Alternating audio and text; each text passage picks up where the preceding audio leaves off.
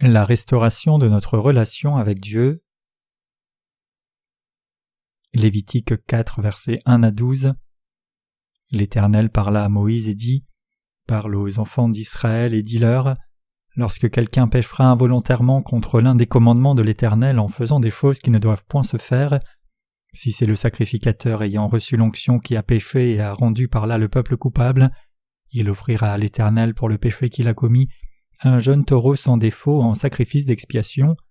Il amènera le taureau à l'entrée de la tente d'assignation devant l'Éternel, et il posera sa main sur la tête du taureau qui l'égorgera devant l'Éternel.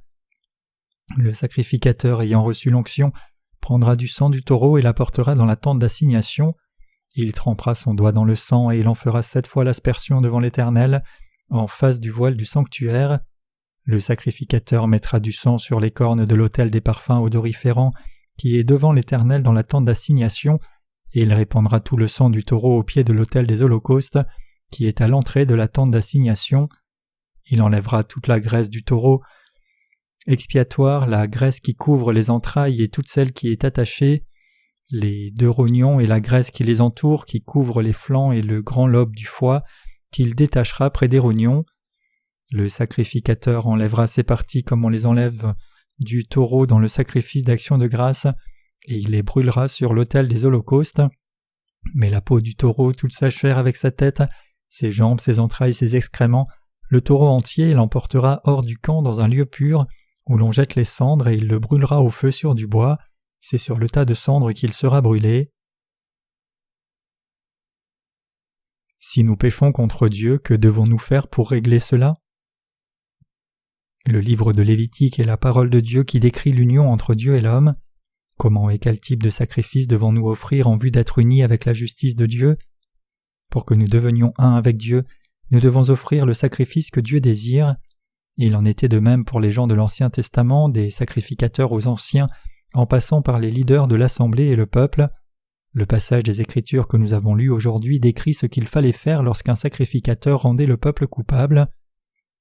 Il est écrit en Lévitique 4, versets 2 à 4, « Parle aux enfants d'Israël et dis : Lorsque quelqu'un péchera involontairement contre l'un des commandements de l'Éternel, en faisant des choses qui ne doivent point se faire, si c'est le sacrificateur ayant reçu l'onction qui a péché et a rendu par là le peuple coupable, il offrira à l'Éternel pour le péché qu'il a commis un jeune taureau sans défaut en sacrifice d'expiation. Il amènera le taureau à l'entrée de la tente d'assignation devant l'Éternel, et il posera sa main sur la tête du taureau qui l'égorgera devant l'Éternel. » Comme nous pouvons le voir ici, les sacrificateurs de l'Ancien Testament pouvaient aussi rendre le peuple coupable. Cela signifie simplement qu'à l'instar du peuple de Dieu, les sacrificateurs pouvaient aussi s'égarer en péchant. Dieu dit que tout le monde pêche contre lui, les anciens de l'Assemblée comme le peuple ordinaire.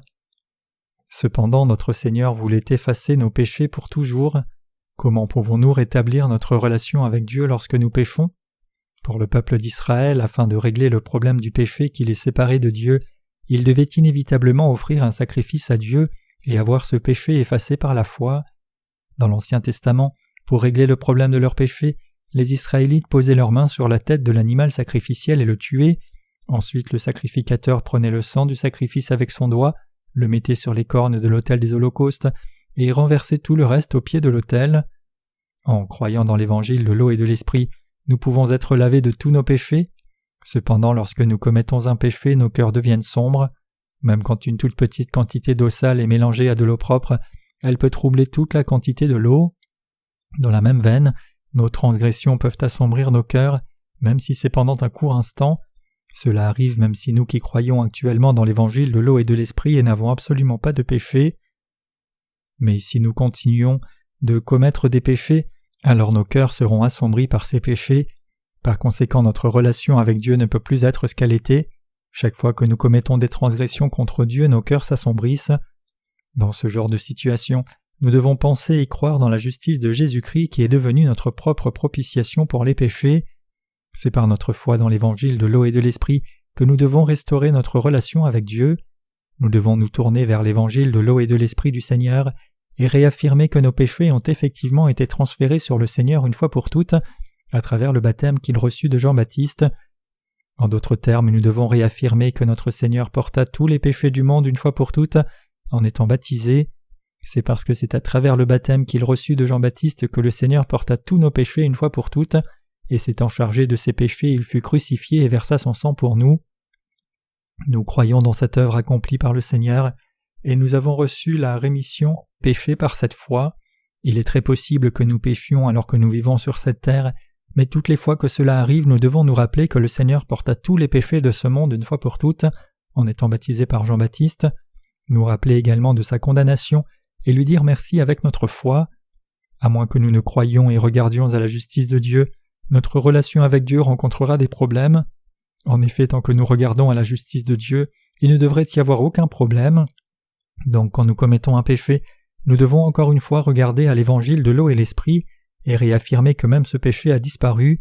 C'est ainsi que notre relation avec Dieu sera restaurée. Où peut-on découvrir cette vérité ? Nous pouvons la découvrir dans l'évangile de l'eau et l'esprit tel que consigné dans les Écritures de l'Ancien et Nouveau Testament.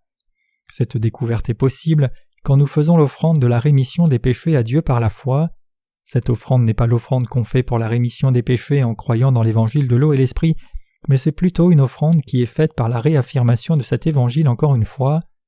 Donc nous devons retourner et fouiller encore la parole de Dieu qui contient la justice de notre Seigneur Jésus, qui porta tous nos péchés par son baptême. Nous devons réaffirmer que le Seigneur porta nos péchés par le baptême qu'il reçut de Jean-Baptiste, qu'il fut crucifié avec les péchés du monde, et qu'ainsi nos péchés furent jugés et effacés. Notre relation avec le Seigneur peut être restaurée seulement si nous réaffirmons que le Seigneur fut baptisé par Jean-Baptiste pour nous, mourut sur la croix et ressuscita des morts. Le souverain sacrificateur de l'Ancien Testament offrait le sacrifice du jour de l'expiation seulement une fois par an. Dans l'Ancien Testament, au 10e jour du 7e mois, le souverain sacrificateur offrait d'abord un sacrifice d'expiation pour lui-même et sa propre famille, en posant ses mains sur la tête d'un animal sacrificiel, et lui passait ainsi ses péchés et ceux de sa famille. Après cela, il transférait les péchés de tout le peuple d'Israël sur un autre animal sacrificiel, en posant ses mains sur sa tête. Cependant, quand le peuple d'Israël péchait contre Dieu avant le jour de l'expiation, il devait offrir un sacrifice à Dieu pour ses péchés, car leur cœur s'assombrissait par leurs péchés. De même, quand nos cœurs s'assombrissent par les transgressions que nous commettons après être sauvés, nous devons offrir le sacrifice du jour de l'expiation en réaffirmant notre foi dans l'évangile de l'eau et de l'esprit. Spirituellement parlant, nous pouvons faire cela parce que nos péchés ont déjà été transférés sur Jésus-Christ une fois pour toutes par son baptême. En d'autres mots, nous faisons une telle offrande en ruminant le fait que Jésus-Christ porta tous les péchés de chacun d'entre nous une fois pour toutes en se faisant baptiser par Jean-Baptiste. Faire cette offrande, c'est réaffirmer une fois de plus que nos cœurs n'ont pas de péché et ainsi parvenir à la restauration de notre relation avec Dieu. C'est par notre foi dans la justice de Dieu que nous transférons tous nos péchés sur lui. Nous devons imposer nos mains spirituellement en croyant dans la justice de Dieu. Nous devons réaffirmer dans nos cœurs que tous nos péchés ont été transférés sur Jésus-Christ une fois pour toutes. Avec nos cœurs et notre foi, nous devons confirmer la grâce de la rémission des péchés accomplie par la parole de Dieu. Étant donné que nous avons reçu la rémission éternelle des péchés en croyant dans l'évangile de l'eau et de l'esprit avec nos cœurs, nous n'avons absolument aucun péché, et donc nous n'avons aucune hésitation à nous approcher de Dieu. C'est parce que le Saint-Esprit en nous témoigne que nous sommes effectivement sans péché. En quoi devrions-nous croire pour que cela arrive ? Nous devons retourner à la parole écrite de Dieu et croire dans l'évangile de l'eau et de l'esprit, et en réaffirmant encore une fois notre foi par la parole de Dieu, nous obtenons l'approbation du Saint-Esprit habitant dans nos cœurs grâce à notre foi dans l'évangile de l'eau et de l'esprit. Le Saint-Esprit nous dit « Oui, j'ai effacé tes péchés, tu as raison, ne t'inquiète pas car j'ai lavé tous tes péchés et je t'ai nettoyé avec la parole de Dieu. » Le Saint-Esprit dit que tous nos péchés ont été effacés par le baptême que Jésus reçut et que c'est cela la vérité. Nous devons laver les péchés de nos cœurs en croyant au baptême que Jésus reçut de Jean-Baptiste. Lorsque nous lisons la parole de Dieu dans Jean 1, verset 29, « Voici l'agneau de Dieu qui ôte le péché du monde », nous pouvons confirmer que notre Seigneur a effectivement ôté tous les péchés de ce monde. Nous savons ce qui suit grâce à ce passage. Nous les croyants n'avons aucun péché, car notre Seigneur ôta tous nos péchés en étant baptisé et fut condamné pour ses péchés sur la croix. Savoir que notre Seigneur fut baptisé et condamné pour nos péchés, et que par conséquent nous n'avons aucun péché dans nos cœurs, est la connaissance correcte. Donc en réaffirmant l'évangile de l'eau et de l'esprit consigné dans la parole de Dieu, nous pouvons être libérés de toute l'obscurité, même si nous commettons des transgressions par occasion. C'est ainsi que nous restaurons notre relation avec Dieu. Même ceux qui ont reçu la rémission éternelle des péchés en croyant dans l'évangile de l'eau et de l'esprit peuvent essuyer un revers momentané dans leur relation avec Dieu. Cependant, une fois que cette relation est restaurée, ils peuvent continuer de vivre pour la justice de Dieu. Pour avoir cette foi qui nous mène à la restauration de notre relation avec Dieu, nous devons faire l'offrande de la foi avec l'évangile de l'eau et de l'esprit. C'est ainsi que nos cœurs peuvent être libérés des ténèbres quand nous péchons, et c'est ainsi que nous pouvons restaurer notre relation avec Dieu. Par conséquent, nous devons toujours vivre par notre foi dans l'évangile de l'eau et de l'esprit. Même si nous avons reçu la rédemption éternelle une fois pour toutes, en croyant dans l'évangile de l'eau et l'esprit, nous devons toujours maintenir une relation saine avec Dieu. Pourquoi ? C'est parce que nous trébuchons souvent par nos transgressions car nous sommes faibles. C'est parce que nous sommes faibles. En effet, quand le juste commet un péché, même son cœur qui était en communion parfaite avec Dieu dans une lumière éclatante s'assombrit momentanément. Pour que nous restaurions notre relation avec Dieu dans nos cœurs, nous devons croire dans l'évangile de l'eau et l'esprit et faire spirituellement une offrande de foi. Nous devons savoir ce que nous avons fait de mal aux yeux de Dieu, et nous devons reconnaître que le Seigneur porta aussi ses péchés et les effaça avec l'évangile de l'eau et de l'esprit. Croire dans l'évangile de l'eau et de l'esprit, c'est transférer nos péchés sur le Seigneur en croyant dans son baptême. Nous devons aussi réaffirmer avec la parole de Dieu que Jésus-Christ se chargea de tous nos péchés une fois pour toutes et fut condamné pour ses péchés à la croix. C'est ainsi que nous devons revitaliser et restaurer nos cœurs. Quand un sacrificateur péchait involontairement contre l'un des commandements du Seigneur, en faisant ce qui ne doit pas se faire, la façon de restaurer sa relation avec Dieu était d'offrir un sacrifice selon les exigences établies par lui. Cela implique le fait qu'en donnant l'offrande de la rémission des péchés à Dieu, nous sommes encore une fois restaurés et nous sommes en communion avec Dieu. Il est écrit en Lévitique 4, versets 8 à 9. Il enlèvera toute la graisse du taureau expiatoire, la graisse qui couvre les entrailles et toute celle qui est attachée, les 2 rognons et la graisse qui les entoure, qui couvre les flancs et le grand lobe du foie qu'il détachera près des rognons. Sur quoi la Bible met-elle l'accent en ce qui concerne l'offrande expiatoire qui nous apporte la rémission des péchés ? Ce n'est rien d'autre que le Saint-Esprit. Il est écrit ici que le sacrificateur devait prendre les 2 rognons, la graisse qui les entoure, qui couvre les flancs, et le grand lobe du foie qu'il détachait près des rognons, et les offrir à Dieu en les brûlant sur l'autel des holocaustes. Spirituellement parlant, la graisse se réfère au Saint-Esprit. Cela signifie que nous devons brûler les péchés de nos cœurs avec l'offrande expiatoire. Bien que nous ayons fait l'offrande expiatoire éternelle en croyant dans l'évangile de l'eau et de l'esprit, cela ne signifie pas que nous pouvons continuer à pécher. Plutôt, quand nous nous lassons, nous devons réaffirmer la manière dont Dieu a effacé nos péchés. Dieu approuve notre foi seulement quand nous croyons que Dieu lui-même porta nos péchés par son baptême et les effaça. Parce que nous sommes tous humains, il est possible que nous péchions, mais nous ne pouvons pas résoudre le problème de ces péchés avec nos propres pensées, quels que soient les efforts que nous pouvons fournir. Nous devons réaffirmer encore une fois notre salut en comptant sur la parole de l'évangile de l'eau et l'esprit qui nous a purifiés. En réaffirmant encore une fois que le Seigneur a effacé nos péchés, nous pouvons revenir à cette grâce du salut et sortir de l'obscurité qui nous a envahis à cause de nos transgressions. Si nous ne réaffirmons pas notre salut avec la parole de Dieu, nos vies seront couvertes de ténèbres. Que devrions-nous faire lorsque nous péchons ? Les ténèbres descendent sur nous lorsque nous péchons. Dans ce genre de moment, nous finissons par nous transformer en ténèbres, quoique Dieu soit la lumière. Comment pouvons-nous alors restaurer notre relation avec Dieu ? Nous pouvons le faire en faisant une offrande de foi. Nous devons nous nettoyer et restaurer notre relation avec Dieu afin de nous débarrasser de notre souillure temporaire pour servir à nouveau le Seigneur, renouveler notre vie de foi et recevoir à nouveau les bénédictions de Dieu. C'est parce que nous sommes faibles que nous faisons des offrandes de foi. C'est parce que nous périrons spirituellement si nous ne restaurons pas notre relation avec Dieu. Si nous sommes coupés de Dieu, alors nous serons spirituellement ruinés. Nos vies seront alors dénuées de sens. Bien qu'ayant reçu la rémission des péchés, y a-t-il quelqu'un parmi nous qui puisse éviter de pécher en vivant sa vie sur cette terre ? Qui parmi nous ne sera jamais confronté aux ténèbres à un moment ou un autre ? Personne. Et Jésus a effacé nos péchés une fois pour toutes avec l'évangile de l'eau et de l'esprit. Nous devons regarder à la justice de Dieu plus souvent. Le livre aux Hébreux nous exhorte à avoir les regards sur Jésus, le chef et consommateur de la foi. Hébreux 12, verset 2. Jésus-Christ est le même hier, aujourd'hui et éternellement. Hébreux 13, verset 8. Si nous ne fixons pas nos regards sur lui, nous tomberons et serons liés par les ténèbres, notre chair, nos faiblesses, et nous finirons par périr. Nous devons toujours regarder à la justice du Seigneur. Nous devons regarder à la justice du Seigneur qui nous a rendus parfaits. Nous devons y regarder en comptant sur la parole de Dieu. Cela signifie que nous devons regarder à la justice de Dieu qui est écrite dans sa parole, et non selon nos propres pensées. La parole de Dieu a un pouvoir énorme. La Bible dit en Jean 1, verset 29, « Voici l'agneau de Dieu qui ôte le péché du monde ». Mémorisons tous ce passage. Beaucoup parmi nous connaissent ce passage sans avoir besoin d'ouvrir la Bible. En effet, la plupart d'entre nous le connaissent si bien qu'ils peuvent probablement le réciter sans effort, même en dormant. Cependant, le connaître seulement de cette façon est différent du fait de le réaffirmer encore une fois. Lorsque nous lisons la parole de Dieu, nous pouvons réaffirmer dans nos cœurs que Jésus a pris nos péchés une fois pour toutes en recevant le baptême de Jean-Baptiste. Alors qu'il est important pour nous de connaître la parole de Dieu, il est aussi indispensable de réaffirmer encore une fois notre salut avec l'évangile de l'eau et de l'esprit. C'est parce que nos cœurs assombris sont ainsi nettoyés par la parole de Dieu. Lisons Éphésiens 5, versets 25 à 27.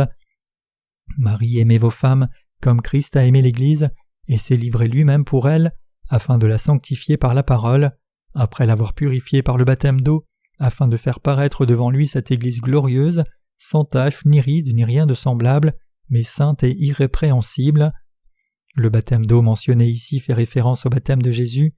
Le baptême de Jésus est intervenu par la parole de Dieu. Le fait que Dieu nous ait lavés par l'eau signifie qu'il a effacé nos péchés avec sa parole. Ce qui nettoie nos cœurs crasseux n'est rien d'autre que le baptême que Jésus reçut de Jean-Baptiste et le sang qu'il versa sur la croix. La Bible parle fréquemment de cela, donc toutes les fois que nos cœurs sont souillés, nous devons les laver à nouveau avec la parole de Dieu en la réaffirmant. C'est ainsi que nous devons restaurer notre relation avec Dieu afin d'accomplir notre sacerdoce. Pour pouvoir nous tenir à la porte du tabernacle avec un cœur qui est toujours pur, nous devons réaffirmer que le Seigneur est celui qui a effacé tous nos péchés, il est celui qui nous a créés, il est celui qui nous aide, il est celui qui nous bénit, et il est Dieu lui-même qui est notre juge. C'est sur la base de cette justice de Dieu que nous sommes vraiment capables de lui demander son aide. C'est de cette manière que nous sommes renouvelés chaque jour. En nettoyant nos cœurs assombris avec la parole de justice de Dieu, nous pouvons marcher avec le Seigneur de façon impeccable, joyeusement et dans la sainteté. En vivant nos vies dans ce monde, spécialement dans des contextes sociaux, à divers moments, nos cœurs s'assombrissent. Il y a des moments où nos cœurs et nos actes dévient. Quand cela se produit, nous devons nous laver en comptant sur la parole de justice de Dieu. Si votre cœur s'assombrit pour quelque raison que ce soit, cela est dû au fait que vous avez péché, même si vous ne savez pas exactement quel péché vous avez commis. Dans ce genre de moment, vous devez réaffirmer que le Seigneur a aussi ôté ce péché. Parce que nous sommes sans péché, nous pouvons être en communion avec le Seigneur et nous pouvons avoir la hardiesse de prier Dieu. En Jean 1, Dieu dit qu'il nous donnera tout ce que nous lui demandons avec une bonne conscience. Qu'est-ce qui fait que nous ne pouvons pas avoir une bonne conscience devant Dieu ? Ce sont les choses comme les pensées charnelles et les transgressions. En enlevant ces choses avec la parole de Dieu, nous devons toujours prier Dieu avec vigueur. Parce que Jésus nous a sauvés des péchés du monde et est devenu notre Seigneur, et parce qu'il est Dieu lui-même, il nous exaucera toutes les fois que nous lui demandons son aide. Nous devons demander à Dieu d'un cœur pur de nous aider. Nous devons laver nos cœurs avec la parole du Seigneur, le prier et devenir des gens de foi. Donc vivons dans ce monde en comptant sur le Seigneur. Plus le temps passe, depuis que nous avons reçu la rémission des péchés en croyant dans l'évangile de l'eau et l'esprit, plus nos faiblesses sont exposées. Mais par quelle foi les justes vivent-ils ? Dans l'Ancien Testament, lorsque les sacrificateurs, l'assemblée, les anciens et le peuple ordinaire péchaient, ils devaient tous offrir un sacrifice à Dieu pour se laver de leurs péchés. De cette même manière, dans le Nouveau Testament, nous pouvons avoir une communion avec lui sur la base de notre foi, parce que nous croyons dans la justice du Seigneur, et parce que nous croyons au Seigneur qui a effacé les péchés de ce monde en nous purifiant. Le livre de Lévitique nous parle de l'union avec Dieu. Pour être unis au Dieu saint, la première chose à faire est d'avoir la rémission des péchés. Cette rémission des péchés s'obtient par l'offrande d'un sacrifice pour le péché. Notre relation avec Dieu est restaurée suivant les règles qu'il a lui-même établies. Donc nous devons continuellement offrir des sacrifices pour le péché à Dieu en croyant dans sa parole. La Bible dit que lorsque le fils de Job péchait, il offrait une holocauste pour son fils.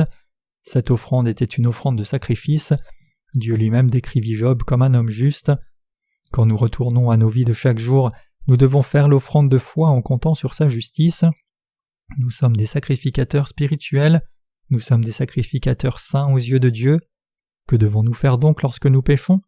Quand ceux qui ont reçu la rémission éternelle des péchés commettent encore un péché, que peuvent-ils faire de ce péché ? Ils peuvent se restaurer en faisant encore une fois leur offrande spirituellement. Ces offrandes sont nécessaires chaque jour, à chaque moment. Pourquoi ? C'est parce que le monde est obscène et plein de méchanceté. Il y a longtemps, j'ai lu un magazine hebdomadaire appelé Sunday Seoul, et il y avait toutes sortes de vilaines choses qui étaient écrites. Et en parcourant les pages, j'ai aussi vu des images sexuellement suggestives. Nous rencontrons ces choses tout le temps. Nous pouvons y avoir facilement accès si nous le voulons. Souvent, nous voyons ces choses par inadvertance, même si nous ne le voulons pas. Les voir du tout et n'avons aucune intention de les voir. Ainsi, notre chair commet souvent des transgressions. En de tels moments, nous avons du mal à venir dans la présence de Dieu pendant un court instant. Pour que nous revenions dans la présence de Dieu, nous devons faire l'offrande de foi qui révèle la justice de Dieu. Donc toutes les fois que nous faisons l'offrande de foi, nous devons le faire en ayant une claire compréhension de ce que nous avons fait de mal aux yeux de Dieu. Nous devons vivre en ce monde en comptant sur Dieu, en demeurant saints et sans péché aux yeux de Dieu. Nous sommes capables de vivre dans ce monde parce que nous avons entendu l'offrande de foi, la parole de l'offrande de la rédemption, mais étant donné que nous n'entendons pas la parole de la rédemption aussi souvent dans nos vies, que devons-nous faire s'il arrive que nous ne l'entendions plus ? Nous devons faire l'offrande de foi tous les jours de nos vies. C'est seulement ainsi que nos vies seront restaurées. L'Église de Dieu fait des offrandes pour le péché tout le temps. Même ceux dont les cœurs ont été corrompus par le monde peuvent avoir leur cœur purifié s'ils viennent dans l'Église, s'asseyent sur le banc de l'Église et écoutent la parole de Dieu. Le Seigneur a effacé tous nos péchés une fois pour toutes en nous rendant sans tache avec l'Évangile de l'eau et de l'Esprit. Il nous a sauvés des péchés du monde. Il a fait de nous des personnes saintes qui peuvent communier avec Dieu. Qu'en est-il de vous ? Avez-vous été purifiés de vos péchés en croyant dans l'Évangile de l'eau et de l'Esprit ? Je remercie infiniment Dieu.